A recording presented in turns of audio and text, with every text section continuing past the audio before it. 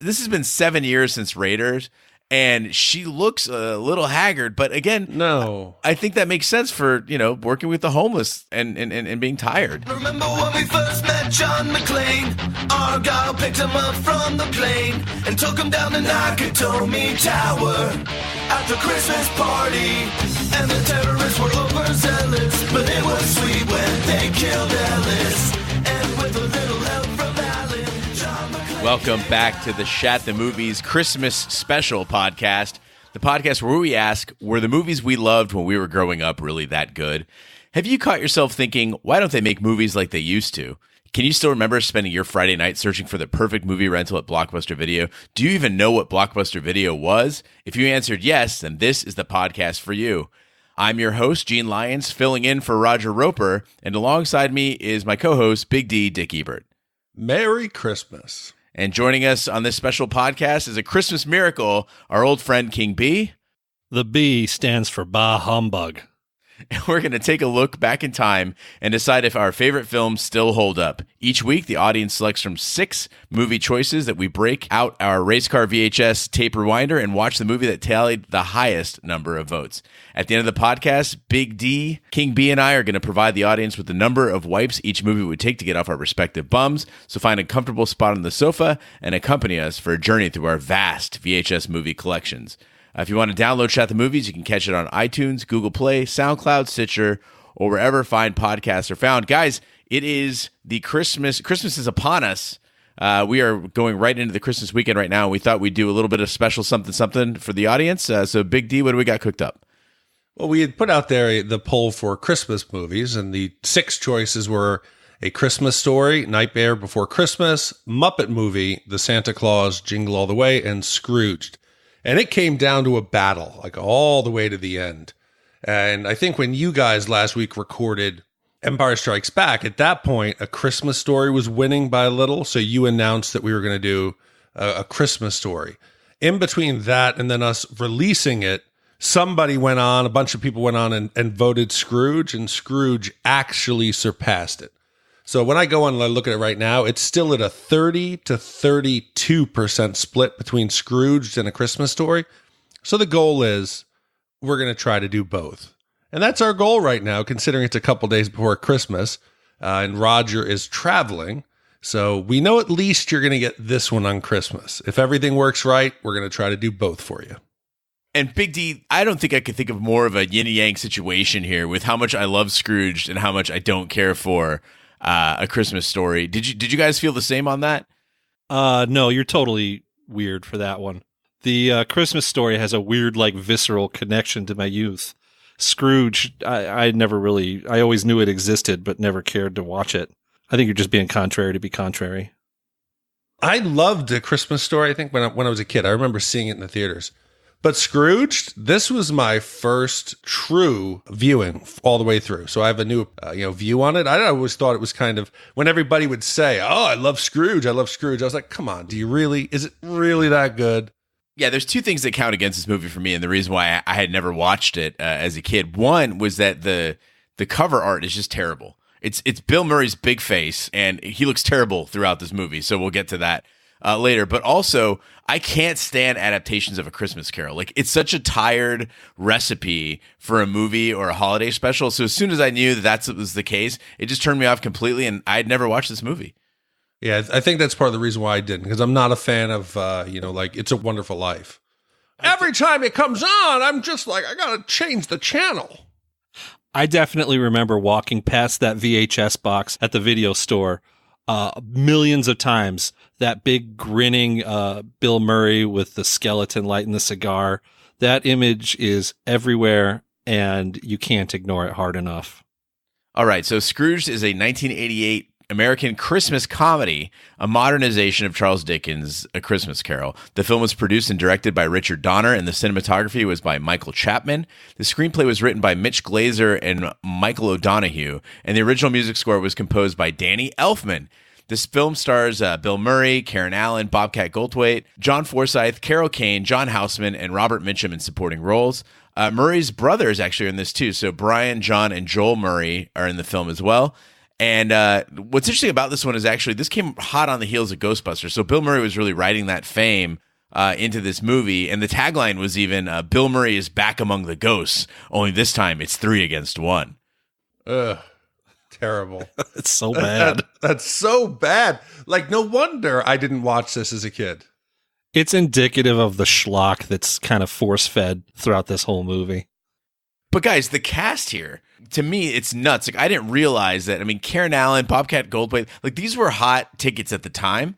Robert Mitchum, John Houseman, like, and Carol Kane, like all these were, premier comedic actors at the time, and also, you had people reaching as far as into the Saturday Night Live area, into the Dynasty area, into big movies like Raiders of the Lost Ark. And in addition to all that, you had Danny Elfman doing the soundtrack, which is, not an easy guy to get.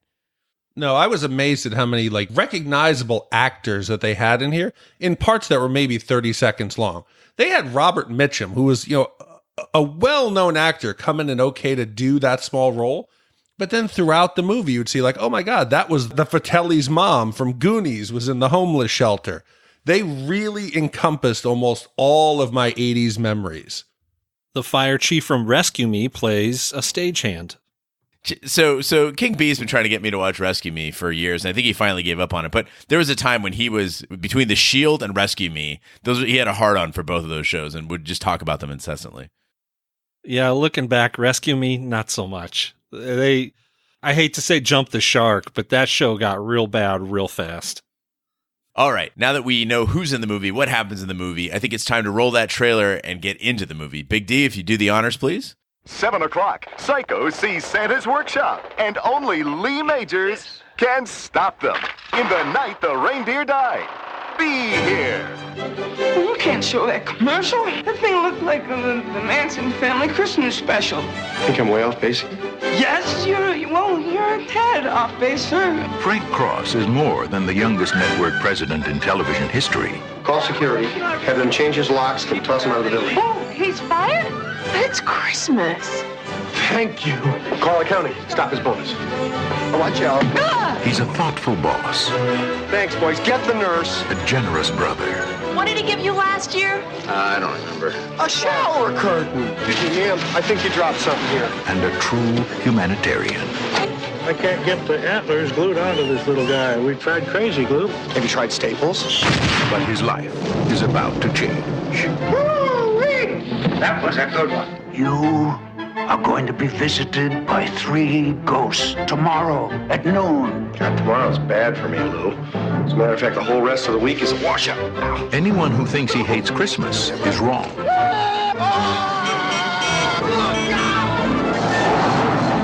back to Jersey, you moron! It's ghosts he hates. I love that bit! I'm the ghost of Christmas present. Bill Murray, Karen Allen, You sounded like you'd seen a ghost. A ghost? John Forsythe, Bobcat Goldthwait, Hey! You glad to see me, or is this a shotgun in your pocket? You know this one? Everybody knows this one. Let's go now. How does everybody know this one? Carol Kane, Robert Mitchum, I really care! David Johansen. Oh, I'm having the weirdest day! This holiday season, see Bill Murray get Scrooged. Hey, back off, big man. That may work with the chicks, but not with me. IBC television president Frank Cross is pushing his company to broadcast an extravagant live production of A Christmas Carol on Christmas Eve, making the staff work up, through, and on the holiday. The stress of preparing the production causes Frank to fire executive Eliot Loudermilk for disagreeing with him and sending cheap IBC monogram towels to all on his Christmas list, including his personal assistant Grace and his brother James. Frank's boss, Preston Rhinelander, seeing the stress Frank is under, brings in Bryce Cummings to assist the production, though Bryce secretly wants Frank's job. So as I mentioned, this is the first time I've really watched the movie all the way through. So the opening credits come in, and they have the slow motion fly through the miniature Santa's village. And I'm like, oh, fuck, I didn't even know Santa was in this movie. This looks so bad. And I was so happy to see Lee Majors come out and realize that this was an actually in-world trailer for, what was it, the night the reindeer died? I was pleasantly surprised. Yeah, it went from there to, I was like, okay, this movie, to me, it's 1988. I'm feeling like this is pretty ahead of its time when movies would spoof within themselves, and which was pretty cool. My favorite little vignette that they did on IBC was Bob Goulet's old-fashioned Cajun Christmas. Like, SNL ripped this shit off so hard. Yeah, it wasn't even Robert Goulet. It was Bob Goulet. And then you have Father Loves Beaver. I was like, wow, we're getting a little risky here. Right, and they cap it off with that tagline just for the holidays of "You'll love it." Like it's, I don't know. To me, I was already under the spell of this movie within the first 3 minutes. But then they even go into it's even more abstract when they talk about the real, the presentation they're doing of Scrooge, and they'll be like, it's simulcast in Bethlehem, West Germany, and Helsinki, and the Great Barrier Reef. What the fuck? and then they throw in, the cast of Scrooge, which is again, Jamie Farr is in there, Mary Lou Retton as Tiny Tim. Like, I couldn't write stuff this good. I was very impressed. Solid gold dancers. And what I liked is the angle they took on it as well, as far as you've got this, you're watching all this IBC stuff and you're like, I would actually watch this. If this were Christmas programming, I'd be hooked to the TV the whole time. And then they flip it on you with Frank Cross kind of saying, we got to scare the people into watching this. And I found it really poignant, considering the current times, that Frank Cross is basically the recently departed Roger Ailes from Fox News. Like, this is the Fox recipe, right? Is you go, hey, we're gonna take everything to the extreme. Everything is stuff you should be afraid of, and that's how we're gonna get people to watch the show. And it even leads to a woman, dying because she was so scared of the promo. Okay, I think you know our history with talking politics here. So people, please don't turn off if you are a Fox viewer. What we're trying to say is that don't talk fake news, all that. It's just their approach. The approach that they use in delivering the news, you can't deny, is that very in your face, very doomsday is coming. Yeah, I can speak on this because I have a journalism degree, and basically, and I'm not saying this in any sort of partisan way. It is strictly the fact that Rupert Murdoch and Roger Ailes, their formula for selling news is this formula. I'm not talking to the quality of the news, so apologies, listeners. Yeah, or what they're saying, it's their strategy. It is a distinct marketing strategy, and it's very effective. So Frank is using this very well. I really got to say. And I found myself laughing when I was not expecting to. We've done some comedies recently that I'm like, okay, it's kind of funny. I was actually chuckling out loud and couldn't believe I was enjoying Bill Murray as much as I was. So two guys that get a lot of screen time in this movie, I want to take a minute and talk about them. That's Bobcat Goldthwait and Bill Murray. Now, I thought Bobcat Goldthwait. Wait, Bill Murray's in this? Yeah, Bill Murray's in this. Bill Murray's big face the camera is in his face pretty much constantly, and the hair, it is the worst length for a balding guy to have, that kind of longer in the back, a little bit of a poof on the top. But was he wearing some sort of eyeliner? He just looked, I think also with his suits, because they were so dark, it really isolated his face there. It was incredibly distracting. There were points where I was enjoying the movie, as you said, Big D, and laughing, and then I was like, God, he is a really unattractive man. But there are certain actors and actresses who really are not conducive to HD. So I think for a lot of our lives, we never saw Bill Murray close up in true HD. His complexion's a bit off, and they do a lot of really tight shots on him. And I also found myself distracted by his acne scars. Not that that's a problem. I mean, it happens. I would say the hair is probably the biggest offense. That was some serious David Lee Roth on a bad hair day material going on there in the flashback sequences. Oh, I thought his hair back then was fabulous. Oh, my God. And a turtleneck? I do want to say I'm super glad that the two of you enjoyed the beginnings of this movie as much as you did, because I found it really hard to get invested. While the opening sequences were pretty yuck, schlocky stuff, I definitely thought I was watching outtakes from that Weird Al Yankovic UHF movie. I find it hard to really believe television was made like that. I understand it's a comedy and you're kind of, there's a suspension of disbelief, but I just thought this isn't how TV's made. Give me a break.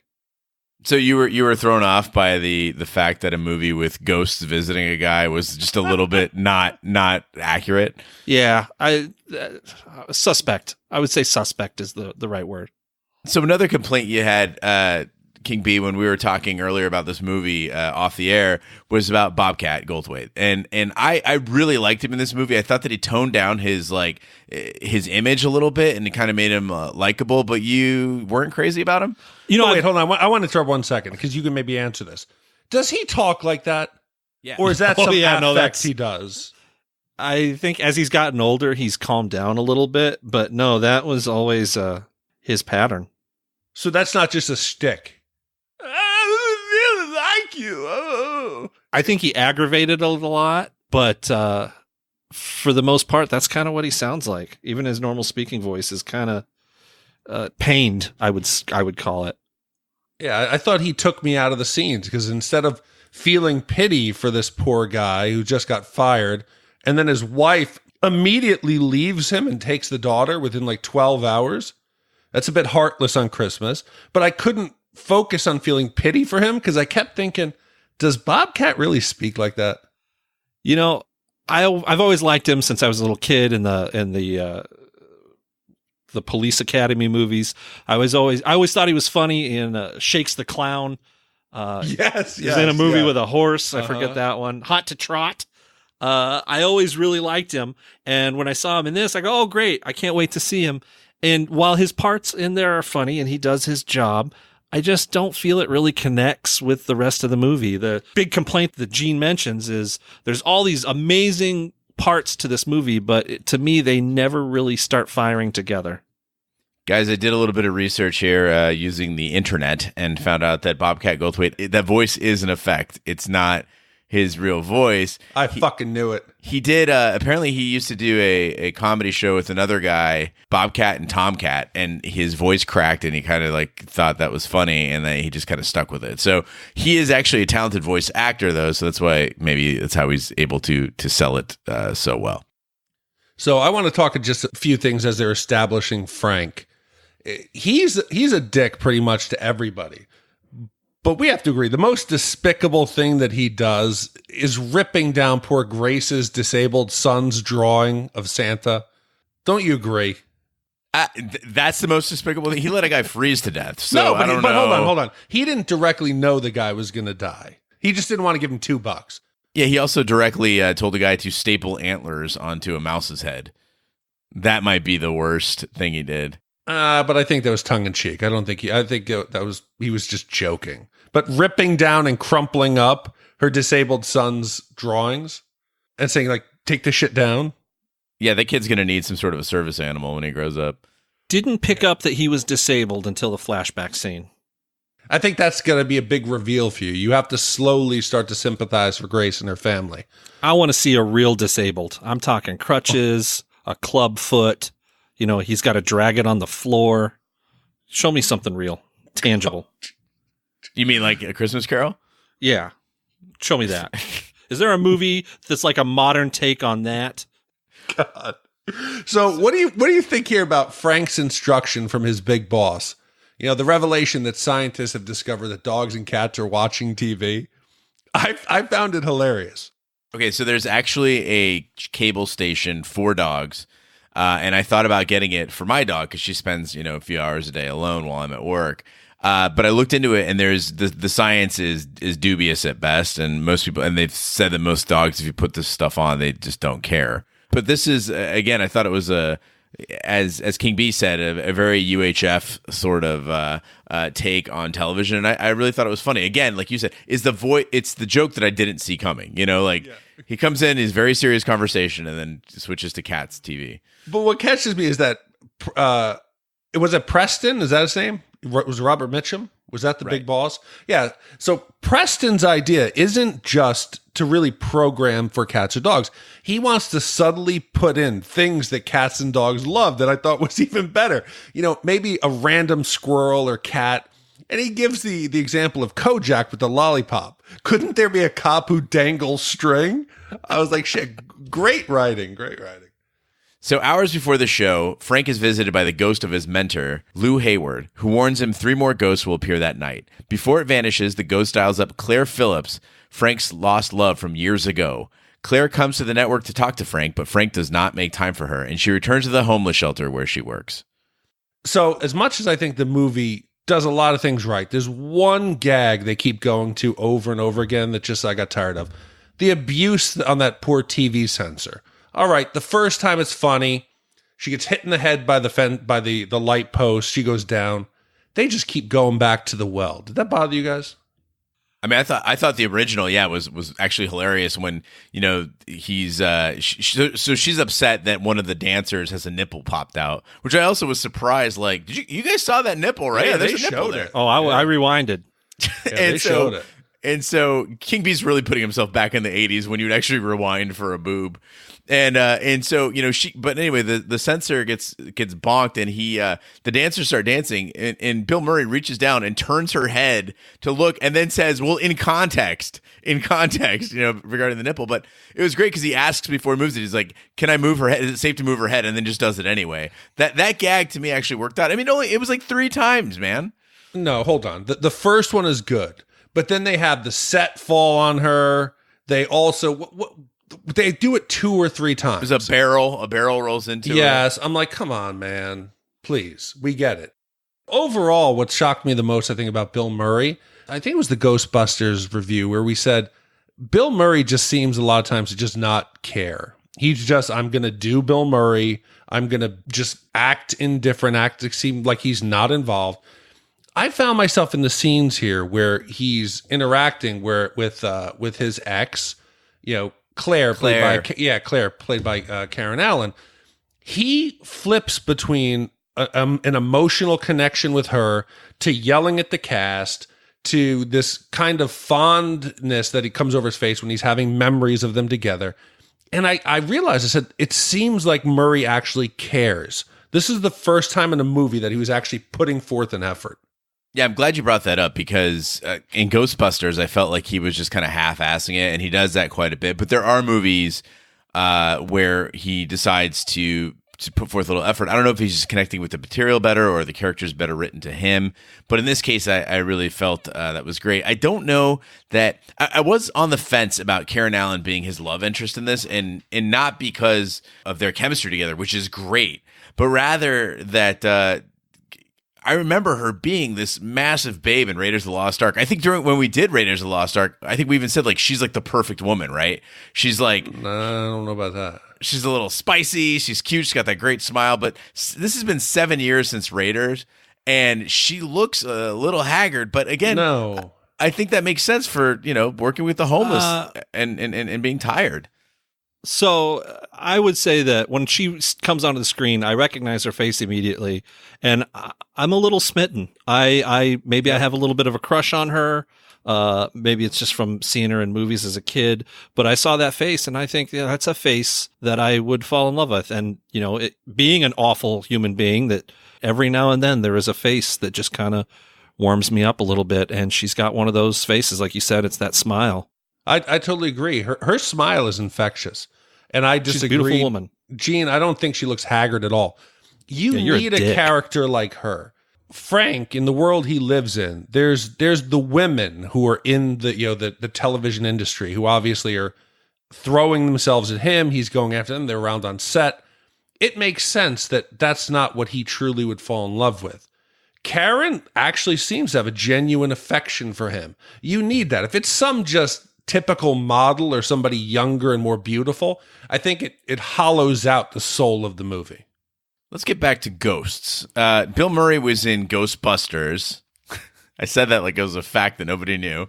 And in Ghostbusters, we talked when we reviewed Ghostbusters. If you haven't heard it, go back and check out our Ghostbusters podcast. But we talked about how the ghosts kind of failed to be scary, that they were just kind of comical at best. Lou Frank's a mentor who's been dead for like a few years. He's scarier than anything on Ghostbusters. Like he's got, he's falling apart. There's limbs coming apart. There's mice crawling out of his head. Like, it was funny, but it had a gross factor that I really appreciated. This is probably my favorite scene in the movie. He looks great. The makeup is amazing. He's a better looking undead character than anything we've seen since, in my opinion. You look at all the gross zombies on Walking Dead, and I'm bored with it. It's not cool. This dried out, crumbling husk, very reminiscent of what you saw from the old Creepshow movies. This, I loved it. Everything about it. Just the sound of him, the way he moved, the way he looked, the pieces falling off of him as he's talking. They hit the nail on the head with this scene. Yeah, The Walking Dead should be embarrassed. The way that John Forsythe, his character of Lou, the makeup looks believable. When he takes his sunglasses off, there's no eyes. Little things like you can see bits of the skull coming through. It looks fantastic. It looks better than anything we've seen recently. And that scene and the part where he actually grabs Frank and puts him through the window and hangs him over, whether it was Fifth Avenue, it was really, really well done for 88. And I think it held together great. Just my one question is, why is Frank's major concern? Don't do it. They'll think I jumped. Is that really what he's worried about with being hung out the window? I think that the vanity and the self-centered nature of this guy, that's his biggest failing that he's struggling through with all these things. So yeah, I don't want to jump because he wants to be a success. He doesn't want to show that weakness.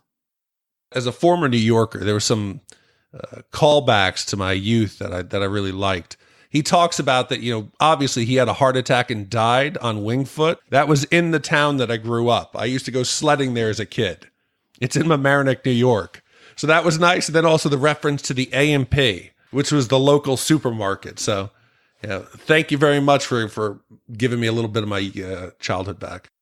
As production starts, Frank is visited by the ghost of Christmas Past, appearing as a taxi driver. He takes Frank to see his past, how he found solace in television after his mother left his father, and how he had fallen in love with Claire but lost her favor when he favored his television career over her. When back in the present, Frank goes to see Claire, hoping to make amends. However, his attitude quickly sours when he refuses to help Herman, one of the persons experiencing homelessness, and after Claire's co-workers pester her about Frank's disdain for the homeless, he returns back to the studio. So, before he's visited by the ghost of Christmas Past, there's the scene in the restaurant where they're having lunch, where it's Bryce, it is Preston, and they're having the lunch to kind of talk through how they're going to share power on the production of A Christmas Carol.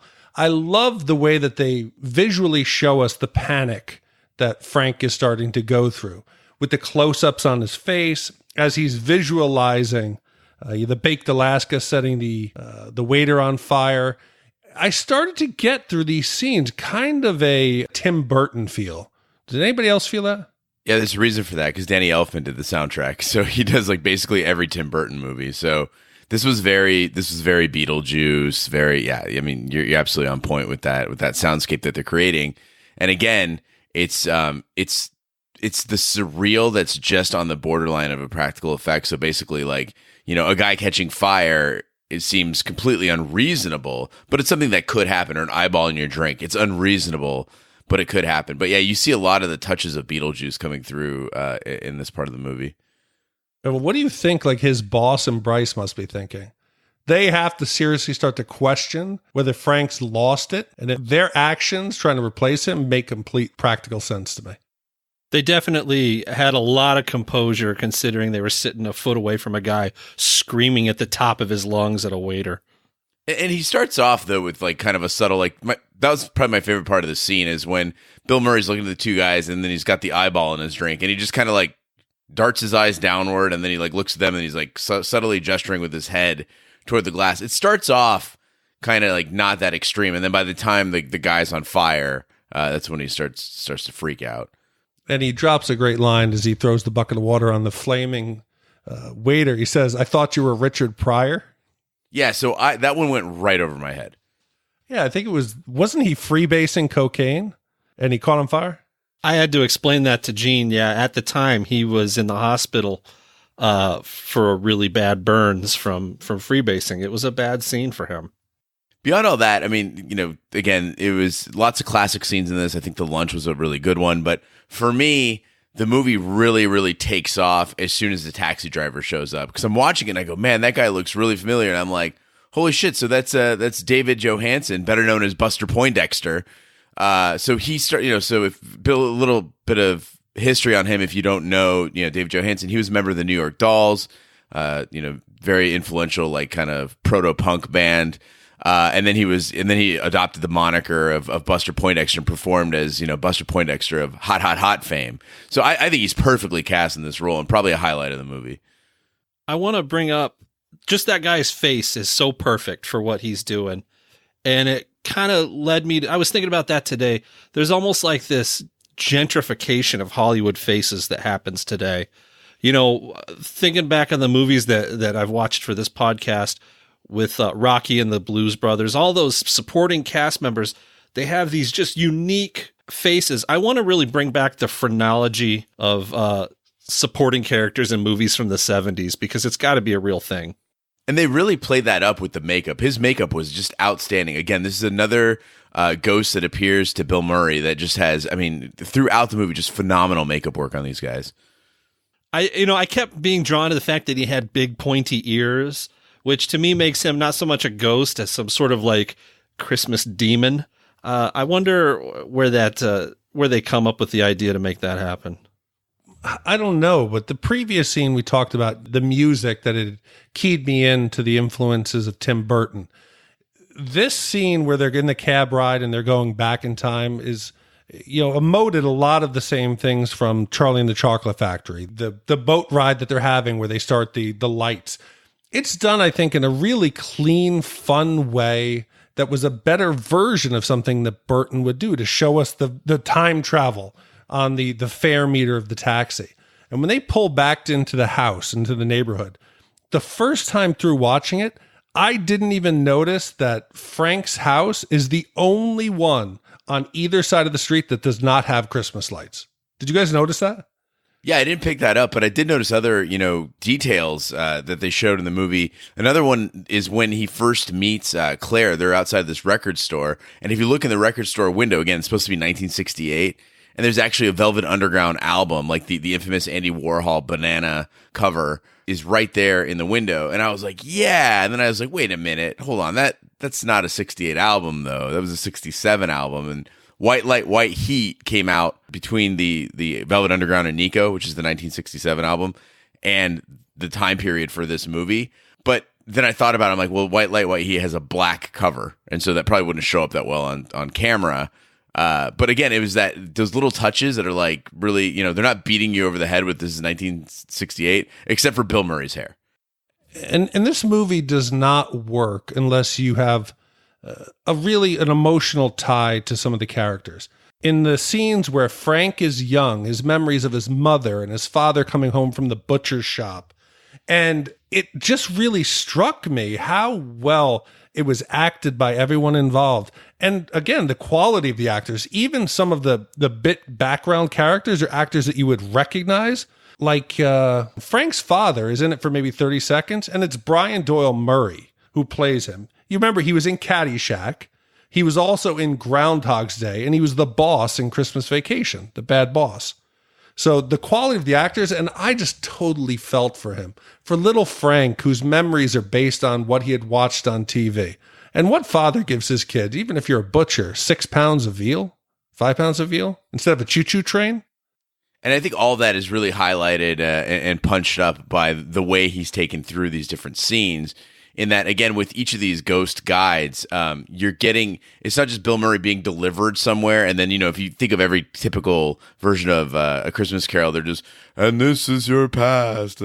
But Buster Poindexter is actually, I'm sorry, the Ghost of Christmas Past is actually he's interacting with the stuff when he's like watching the children's show and like losing his mind, and like when he's like, when he's just kind of yelling at Frank on the steps when he's kind of going over his made up history based on TV. Specifically, like, was it the Little House on the Prairie home? Yes, it was the Homecoming episode. Like, it's perfect.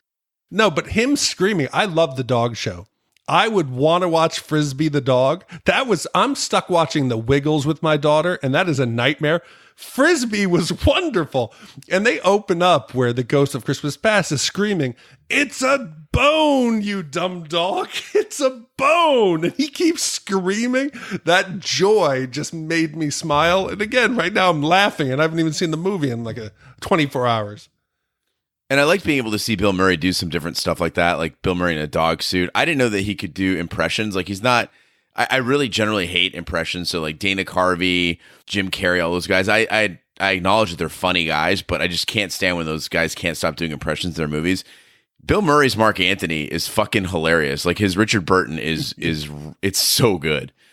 It's spot on. But what about the fact when he's still playing Frisbee the dog, and he's still a sympathetic character, and he makes that turn to heel, and Claire is breaking up with him, and instead of being really heartbroken, he starts to put the head back on the dog as he's continuing the breakup. And he's, well, maybe I'll try to stop by there later on if I have time. I'm like, what a dick. They really made that turn to heel visible. And who breaks up with their girlfriend while wearing a giant dog costume?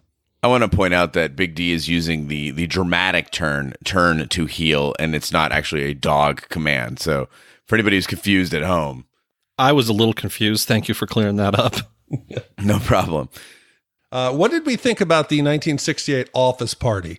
With all the sexual harassment that's come out lately, this thing seemed a little sketchy.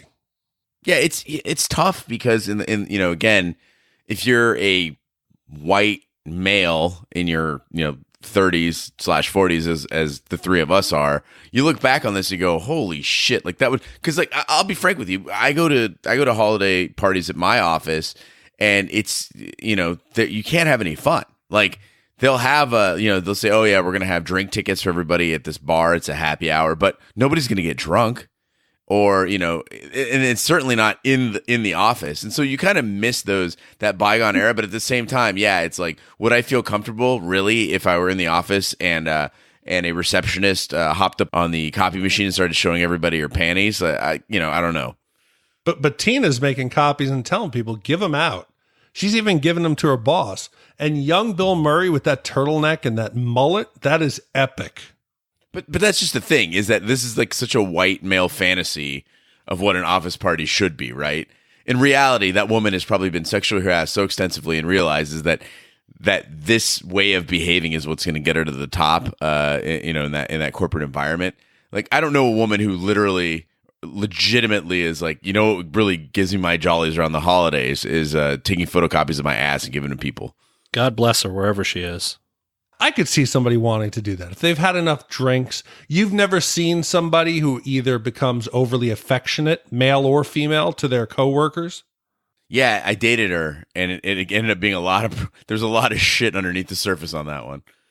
But again, I mean, we're living in a post Mad Men culture right now where you cannot look back on this sort of thing and go, oh, it was a good time for everybody. It was not a good time for everybody. But again, you forgive it because this movie is being surreal. And it's also, I think, to a degree, this is seen through his eyes. It was that realization that Frank had that people liked him and they wanted to party with him. He's sitting there beating himself up about the fact that she was coming on to him and he just completely was so focused on work that he didn't even acknowledge her. I found myself wondering as I was watching these scenes, if I was going to be visited by three ghosts, what parts of my life would represent past, present, and future? And it really started to make me kind of reevaluate things that I've done in my life. And for that, I was surprised that the movie that I expected just to be slapstick humor actually started to make me reevaluate things I had done. Is there someone you'd like to apologize to now? Oh, I think the list would be too long. That's why I was wondering which one of the people that I should apologize to would the ghost choose. Yeah, I think my ex in New York, Jolynn, if you're listening, I probably owe her an apology or two. Poor Jolene. Jolene, I'm begging of you, please don't take my man. So the ghost of Christmas Present arrives as a clumsy fairy. She takes Frank to show him that Grace struggles to make ends meet for her large family, including her youngest, Calvin, who has remained mute since his father died. And then she shows Frank James, who still respects Frank as his brother, despite declining invitations from his Christmas celebrations and cheap gifts. The ghost leaves Frank in a utility space under a sidewalk with Herman, who is frozen to death due to Frank's selfishness. Herman is the homeless guy from the shelter. Frank desperately tries to escape, breaking through a boarded-up door to end up back on the set of production. Preston directs Bryce to take over production to give Frank some time off. God, I can't believe how dark this movie gets at times. Her son hasn't spoken because he witnessed the father get murdered 5 years ago? I thought the dad was just gone. I didn't pick up that he'd been murdered. I wasn't paying attention. And people are wondering, like, why doesn't this kid talk? I'm not a licensed psychologist, but it seems pretty clear to me. Yeah, and at first I was like, oh, wow, that's a little bit extreme. Like, you had to make the kid's dad get killed to make him sympathetic. And then I realized it's to highlight that Frank is not paying attention. Like, your assistant's child is a mute, and her husband was killed, and you don't remember any of it. She says, "Didn't you notice I was wearing black for a whole year?" And he's like, "Oh, I just thought it was fashion." What a dick. But how great was Carol Kane as the ghost of Christmas Present? Yeah, she's phenomenal. She's simultaneously loopy and violent and beautiful. At one point, she looks at Frank and she says, I'm into the rough stuff. And you feel that, like, you want to get in there and toss that fairy around and have her beat you with a toaster. I'm going to have to disagree with you guys. I've never been a fan of her. To me, she's the used cigarette butt fever dream version of Bernadette Peters, who I always really had a crush on. But I feel the way that she moves, her locomotion, her her inflection, the way she tosses him down the stairs and then comes like floating down, and you can't see the the wires that are bringing her down, but you can almost, she's acting the wires out for you. It's like they intentionally left them out of the scene, but she does it with such gusto and such amateurish motion that you can almost see the set behind her. The guys pulling around on the cables. I thought it was really great. And again, some of this, a lot of times slapstick doesn't work for me. They did a great job with the physical humor here, where I was into it. I was enjoying it. Yeah, there's a gleeful joy in the violence that she's perpetrating on Frank. And Frank is verbally abusive back. The bitch hit me with a toaster. If there's not that playful nature by Carol's character, it could turn dark. You're supposed to start feeling sympathy for Frank. If Frank starts calling her a bitch and she doesn't make it that it's some fun elements to it, otherwise it just would have been just gratuitous violence. But in the end, you find that it's something she's having fun physically teaching Frank the lesson he should have learned probably 40 years ago. And again, a great decision by the movie with costuming, because we see with the Ghost of Christmas Past that they can do great makeup and a really solid outfit. Again, with the Ghost of Lou, they did the same thing. And on this one, they intentionally give her that shitty fairy costume that looks like it was just purchased at at a supermarket around Halloween, with that crappy wand. And it was really well done to show that she's to completely match her character. The costuming again in this movie, with the exception of whatever the fuck Bill Murray is wearing at any given time, is outstanding. So the other lesson in this segment of the movie is the death of Herman. I don't think we can pin that one on Frank. $2 was not going to save his life. Do you blame him for that? I think the difference was that if he'd given them $2, maybe he would have stayed at the shelter and things could have turned out differently. But yeah, I thought that was a little extreme. But again, I love the way Frank stays true to character and the way he reacts to the death. He's not dropping to his knees and sobbing about this. He's screaming at Herman. He's pissed at him for failing and at life. And so I thought that was really real in a movie that is so surreal. I appreciated that. And then again, the way with the physical comedy, the way Bill Murray bursts through those boards and comes up right up on set and just starts knocking shit over. You know that they shot those two things probably weeks, if not months apart. And there's a continuity of the motion there that's really well done. I also like the reference to something now that is more appropriate than even back when the movie was made. When he first appears in the sewers, did you pick up what his comment was, where he thought he was? Oh, Trump Tower. He said, "Where am I, Trump Tower?" And it's such a throwaway line, but it's, again, It's New Yorkers would pick up on it long before Trump was known nationally. He was the butt of the jokes for New Yorkers. He was a dirtbag developer. Now he's the president. We're not even talking politically, but I appreciate it as a New Yorker remembering back in the day when we were the only ones who would poke fun at Donald. You know, an interesting thing here too is they play on the fact that the Christmas Carol and the way it's supposed to progress. And they did a great job, a little inside gag there when we're still on the Ghost of Christmas Present, and Bill Murray as Frank runs into the Grim Reaper character on the elevator, and you think that this is the Grim Reaper, and instead, and again, Frank just vulnerable, but keeping his core character. He drops to his knees and he just looks at the death and "Come give it to me, you pussy." I was loving it. Yeah, that was the first time when I was watching the movie. I thought, I thought it was the first misstep. They'd kind of cheesed on the outfit for the Grim Reaper, but I really like how they did the actual Grim Reaper. It has to be appropriate for Frank's character, and Frank, who is a character who was raised on TV, who now works in TV, they didn't even try to do a skeleton. By doing the video screen LCD representation, I thought was so appropriate for the character and so on point. Yeah, and they did a great job too when you look at the insides of Death, and he opens up and it looks like a pinball machine in there with like all the dead reaching out through the rib cage and the lights and effects. And then he has to take a second look because again, it's just those little touches that make this movie funnier than something similar. You could really half-ass this movie and with a shittier cast or shittier effects. I mean, they really nailed this one with precision. And he still has to drop a line. He says, "Who did that? Our people? That's good work. That's good work." But is it possible now? We're getting towards the end here. Is everything Frank has seen and the cremation of his body, everyone knows they're going to die. Was that enough to believably turn his character to now all of a sudden he has a zest for life and regrets everything he has done and learned the lesson from Lou? I think honestly it was the raspberries that he got during the Christmas present. I think that's really what, when he was getting or as the Cosby Show would call them, the Zerberts. That's really what changed him, because after that he's giggling, everyone's blowing on each other's bellies. This is the way that you make people happy, Big D. So retiring to his office, Franks finds Eliot waiting for him with a shotgun. After being fired, Eliot has lost everything. Frank escapes to the elevator where the Reaper-like ghost of Christmas future awaits. The ghost takes him to see the future, where Grace had to put Calvin in a mental institution, and Claire had heeded Frank's words and shunned the homeless to become part of the elite. Finally, the ghost shows Frank's cremation ceremony with only James and his wife in attendance. Frank, having come to a revelation about his life, is shocked when he finds himself in the coffin as it is about to be incinerated, and breaks his way out, ending up back out on the elevator facing Eliot. Frank's completely changed demeanor surprises Eliot, particularly when Frank offers him a high-level executive position.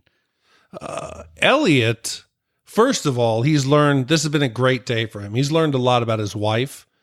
It took her less than, 5 hours to divorce or say that she's getting a divorce, leave him and take her kid, regardless of what happens to Eliot tomorrow. He's got to leave that wife. There's no way you take her back. He's taking her back. There's no two ways about it. He's going to call her up the next day and go, "Listen, honey, it's all different now. I got a big promotion. I got my job back. I pointed a gun at a lot of innocent people. Why don't you bring the kid home?" Yeah, we talked about it with The Matrix, how in hindsight, The Matrix came out a few days before Columbine. And you think that if Columbine had happened first, The Matrix may have never gotten released, or if it had, it would have been seen in poor taste. This is 1988. We really didn't have the slew of active shooter situations and massacres. So this is seen as funny. But I kind of wanted to see how you guys felt about that, because I liked Eliot's attack on the office in the sense that they kept it really minimalistic. He's simultaneously unhinged but kind of endearing as Bobcat Goldthwait. I thought it was a good metaphor for the whole movie, that they're kind of wandering through this surreal office space that doesn't look like a real office at all, and he's just blowing stuff up with the shotgun. But then you think about it, you go, as King B pointed out, like it's a hostage situation, and we're supposed to be like on their side, like we're rooting for them. But why is Eliot sure that he's going to get this promotion? Frank's fired. There's no way that Frank will have his job tomorrow. So Eliot has gone from, distraught, losing his job, his wife, to now he's taken the word of a madman who's promised him a position which will never come to fruition. And he's now become an accomplice to, like you said, a hostage situation. Eliot jokes about it later. I don't know if you'll be the boss tomorrow. Yeah, Eliot, it's time to check out. But with the the way that they played on the way Bobcat Goldthwait played on the the wabbit joke, and then as he's singing and he's going along with the shotgun. I mean, it was a lot of fun until it wasn't fun. And again, the explosions with those nice CRT computer monitors, and I think they did a really great job with it. I do think, guys, if you're ever in a situation where you're in an office building and somebody's chasing you with a firearm, take more notes from Die Hard. Do the old fire hose around the waist and jump out the window thing. Do not wait on an elevator door to open for you, because let me tell you, in this scenario, realistically, Bill Murray's dead. Like, he was waiting at that elevator door for a real long time. Yeah, there were some, again, weird moments where from a realistic standpoint, it's not really working, but from an entertainment standpoint, it's phenomenal. All right. With Eliot's help, Frank returns to production, secures Bryce in the control room, and breaks the show's live broadcast to speak of his new appreciation for life.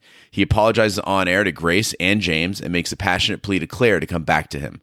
Claire sees this at the shelter and makes for the network with the help of the Ghost of Christmas Past. As Frank and Claire reunite, Calvin comes up to Frank and speaks for the first time, reminding him to say the closing words of A Christmas Carol, "God bless us, everyone," much to Grace's elation. Frank leads the crew in singing "Put a Little Love in Your Heart" and sees Lou, the three ghosts, and the ghost of Herman smile and wave back to him.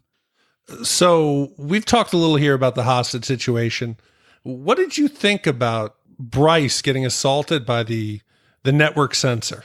I thought it was all right. Look, she's been through a lot in her day. Oh, come on. You can't justify it if it's sexual assault on a man. If you had turned that around and there was a woman tied up and say Eliot started just kissing her as she was restrained. Yeah, okay. When you put it that way, that's a horrifying scene.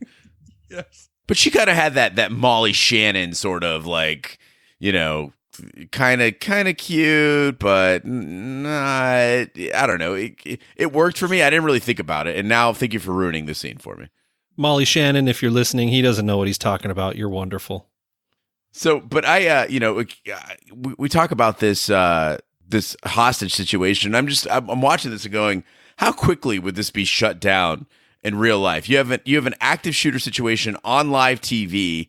People are just standing around singing and stuff. Like, I'd be running for the fucking door, and people just seem okay with it.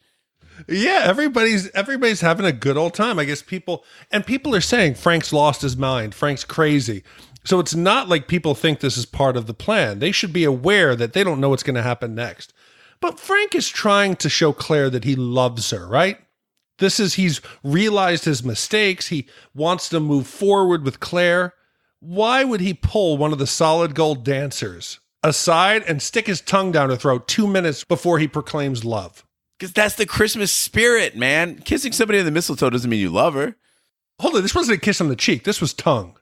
I mean, if he's going to settle for Karen and make her his one and only, this is his last chance for a side piece. Better get it out of the way quick.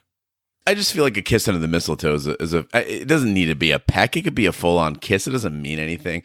I'd like to live in a world, where that's acceptable. It's Christmas, for God's sake. It's like kissing somebody on New Year's. When the ball drops and I'm talking about Times Square, and you're standing next to that.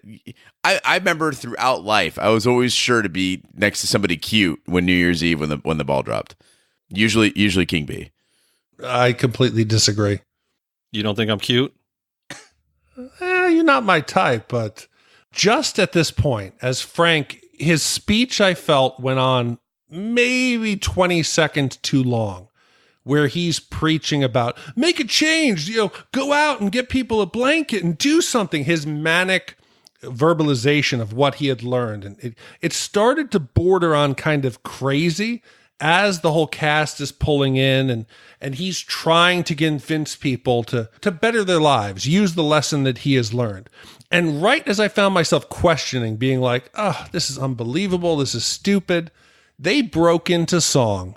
And that rendition of Put a Little Place in Your Heart made me realize, shut the fuck up. Why are you overanalyzing this scene?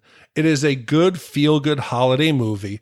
And I immediately put the notes down and realized I should not be as critical. That's amazing because I had the exact opposite reaction where I was like, oh, it's a good old-fashioned Bill Murray monologue, but this is, it's early, he's in his prime, this is his game, and I'm like, he does this so well, and I'm into it, and then they start singing Put a Little Love in Your Heart, and I'm like, oh, boy. And look, I love an ensemble ending.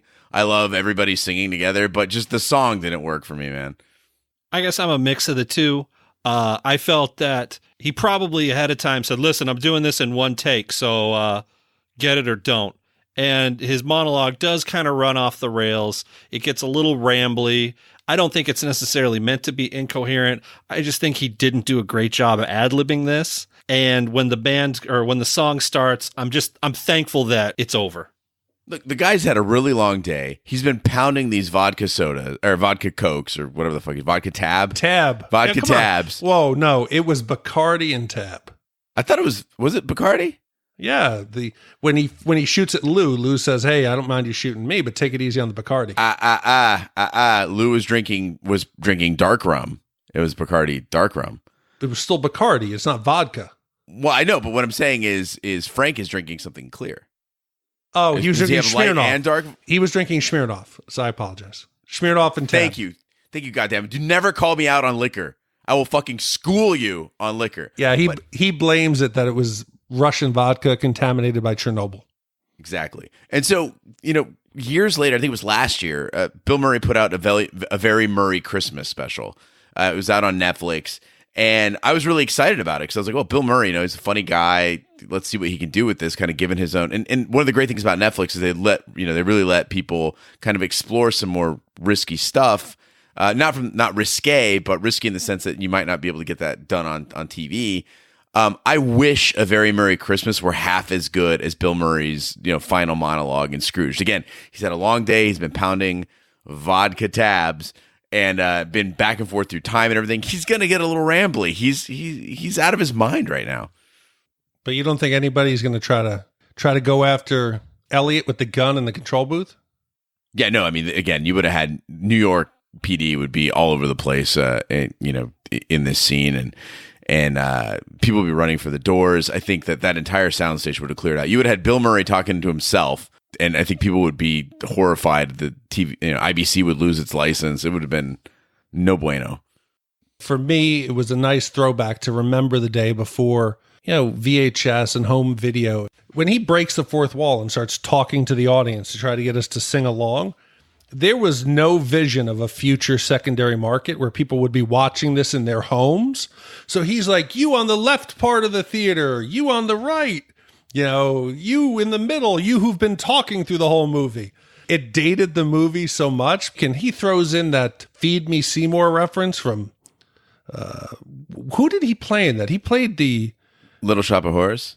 Right, but he didn't play Audrey. He's the dentist. No, he's not the dentist. He is the patient of the dentist. He's the patient who likes to get abused. Candy bar, candy bar, candy bar. Yeah, so that little reference thrown in there. But I believe, like you said, Gene, that he just did this in one take and said, hey, ride with me on this. Because it didn't seem thought out, planned. It was a bit manic. But for me, it worked. All right, we've heard your opinions on Scrooge. Now is the time during the show when we rate it using our patented wipe scale. So the Shat meter, 0 wipes is a perfect movie. It's a little vodka tab in your glass going clinkety clank. And a 5 wipe scale would be a terrible, terrible movie. This would basically be a mouse and a golf ball falling out of your skull. Your body's falling apart. You're the decaying ghost of Lou. So we'll start off with you, Big D. What would you give this movie Scrooged on the Shat meter? I came into this with almost no expectations. I'm not a huge fan of holiday films. The ones we've done before, take it or leave it. I could watch them once and just not even think about them for another year. But this one honestly caught me off guard. I rented it and watched it on iTunes and found myself laughing from the beginning. I really tried to sit back and try to think, not take it too serious. Don't overanalyze everything.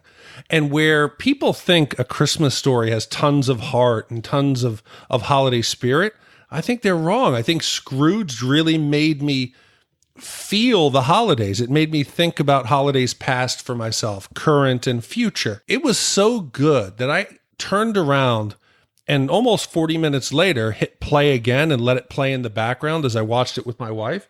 And over the last 2 days, it's probably been on 3 times. I've never done that with any other movie that we've watched. Keep in mind, this is not a perfect movie. It's flawed in a lot of ways. But as a holiday movie and a Christmas movie, which is what we picked here, I thought it was great. I really did. And it's going to make me, if we do a Christmas Story, I think that movie is going to get ripped apart. I really felt happy. It made me feel good. And is it perfect? No, but I think it's at least, 1.5. It's really enjoyable for a holiday movie. All right, Big D. On to King B's score. King B, what'd you think of Scrooged? Well, I definitely liked the movie a lot more after listening to the two of you guys talk about it today.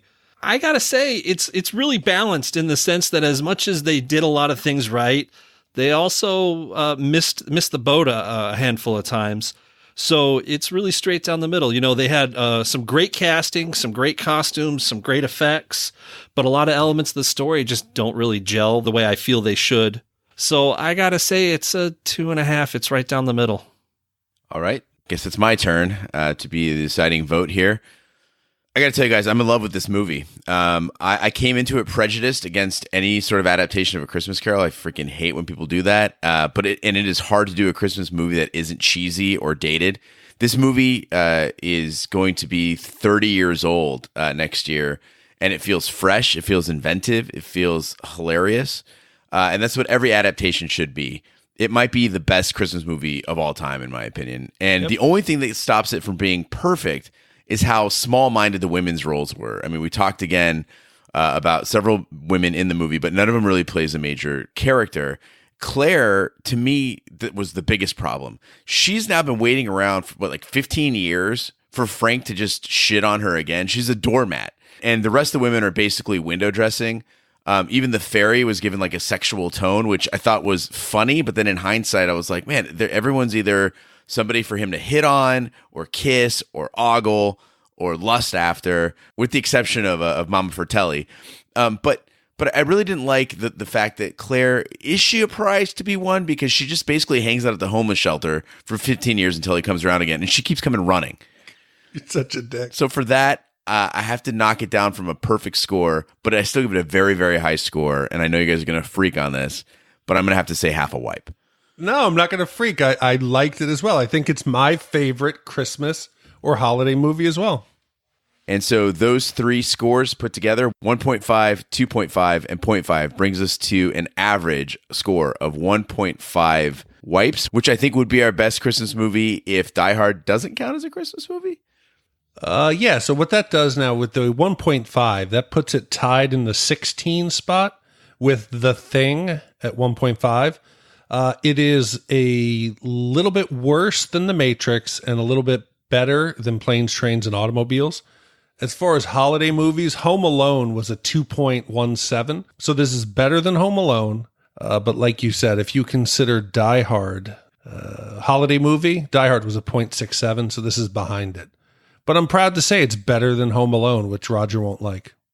Yeah, and one of the things with that is I had to, these are the kind of things that keep me up at night. I sat there for a while in trying to score this and just asked myself over and over, how does this stack up against Die Hard? Which is really hard to do. They're totally different movies. Totally. But I still think Die Hard, as much as I really enjoyed Scrooge and was surprised by it, Die Hard is just, it's a whole other animal.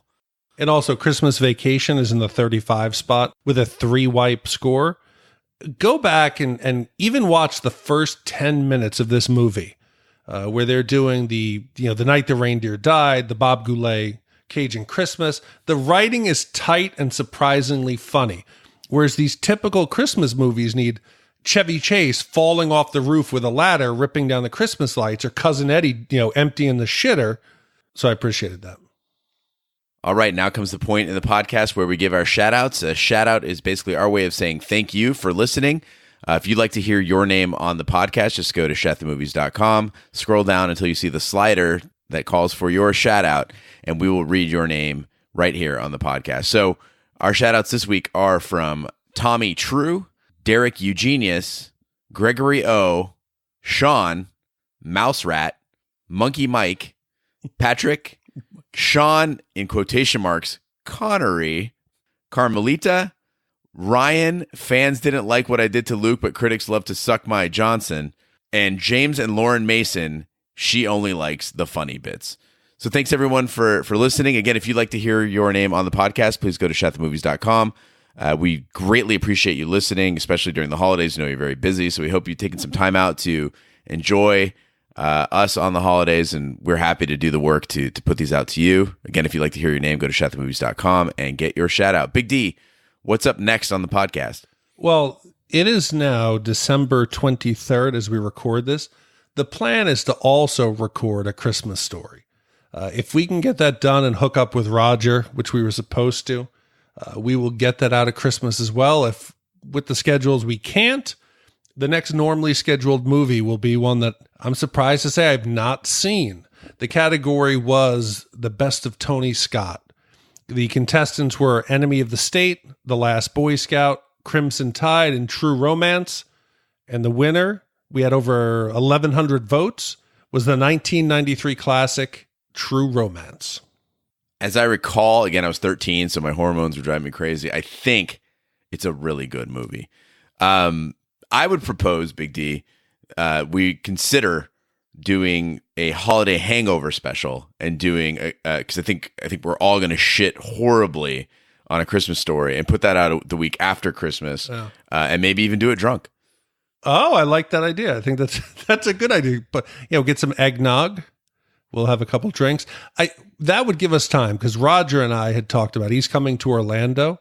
And if we could find time in the next week, I would be totally open to doing a mystery theater, a mystery science, what was it, 3000? What do I call it? Mystery Science Theater. Yeah, 3000. mystery. Yes. I would be open to trying to do a live recording like that with Roger, that you could sit and we could do live commentary as well. So let's do that. Let's do the Christmas hangover story. I like that. I'm going to have to come out there to Florida and beat both of you because I hand wrote the notes for this motherfucker and already watched the whole thing by myself. No, we'll still do it. They're two different things. If we recorded just our live commentary, we would still do a normal podcast with you. Oh, all right. Yeah. God, if you made me, No. Ugh. Is it as bad as I remember? It's so bad. Ugh. There's one good vignette in it, which I will gush over as we redo it. But it's not even a movie. It's more just a set of just randomly connected vignettes. Yeah, it's pretty bad. Anyway, this concludes this week's episode of Shat the Movies. Be sure to follow us on social media and share with a friend. We're on Twitter, Snapchat, and Instagram at Shat the Movies.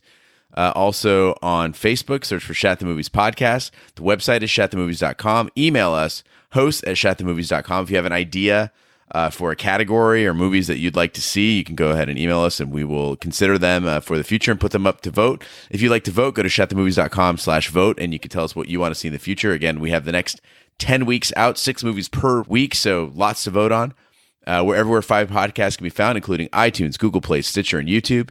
Be sure to subscribe, and if you stop by iTunes, please be sure to give a 5-star review. That helps the podcast grow. Also, you can check out our sister podcast, Shat on TV, where we review television series such as Westworld, Taboo, and American Gods. Westworld is coming up very, very soon, so we're going to have to get started on that. It's going to be out in the spring. You can also find all this information on our website, shatontv.com. On behalf of my co-host, Big D, Dick Ebert, Roger Roper, who could not be with us, and our very, very special guest, King B, who we appreciate greatly. I'm Gene Lyons. Be sure to join us next for the holiday hangover special of A Christmas Story. King B, anything you want to plug before we close out? You can follow me on Twitter if you want me to talk trash about the TV shows that you like. I'll tell you how dumb you are at Phantom King B on Twitter. And I think when you say you being dumb, he means Roger and I. He shits on us quite a bit. Yeah, I'm going to get those fans too. So thanks everyone for listening. Everyone, we wish you a merry and safe Christmas and a very, very happy New Year. And thanks again for listening and sticking with us for yet another year of Shat the Movies. We greatly appreciate it, and we miss you, and that's why we do this. We love to keep that connection over the holidays. Thanks, guys. Happy holidays. But it was sweet when they killed Alice, and with a little help from